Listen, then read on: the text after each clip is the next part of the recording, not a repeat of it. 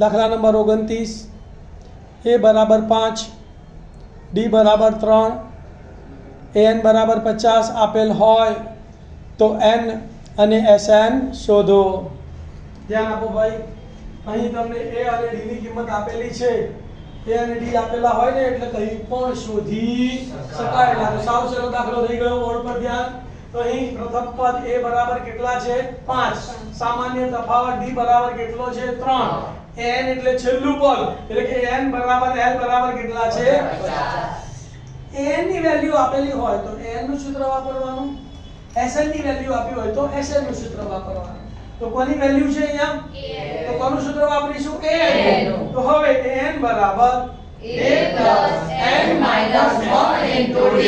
ચલો a ની જગ્યાએ કેટલા મૂકીશું 50 બરાબર ના બરાબર, એની જગ્યાએ કેટલા મૂકીશું 5 વત્તાના n શોધવાનો છે n - 1 એમ લો, અને d ની જગ્યાએ કેટલા મૂકીશું 3 કોને સૂત્ર કરતા બનાવીશું n - 1 ને સૂત્ર કરતા બનાવીશું। તો +5 સામે જાય તો લખાઈશું 50 ઓછા 5, 3 ગુણાકારમાં સામે જાય તો લખીશું શું માટે n - 1 બરાબર 50 - 5 ભાગ્યા 50 માંથી 5 બાદ કરીશું, બાકી બધું m નું।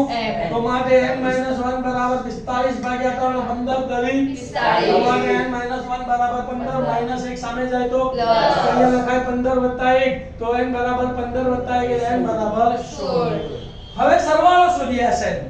તો અહીંયા આપણને n આપી દીધો છે, છેલ્લું પદ પણ આપણને આપી દીધું છે। તો અહીંયા સરવાળાનું આપણે બીજું સૂત્ર વાપરીશું। પહેલું સૂત્ર વાપરો તો પણ જવાબ આવે, પણ આપણને સહેલું પડશે। તો હવે Sn બરાબર n/2 into a plus l। બોલો Sn બરાબર n/2 into a plus l। અહીંયા into એટલે ગુણાકાર કહેવાય બરાબર, કિંમતો મૂકું છું। અહીંયા તમે n બરાબર 16 બી મૂકી શકો છો અને n નો n પણ લેવા છે, કારણ કે તમને શોધવાનું શું કીધું છે Sn કીધું છે, એટલે અહીંયા 16 તમારે નહીં મૂકવાના, n નો n જ રહેવા દેવાનો।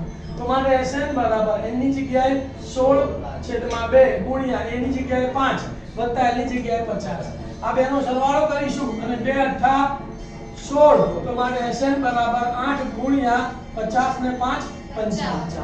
8 એકાનો ઘડિયો તમને આવડે છે, 8 × 5 = 40 ની શૂન્ય વધી પડી 4, 8 × 5 = 40, 40 ને 4 = 44, તો 440, તો માટે Sn બરાબર 440।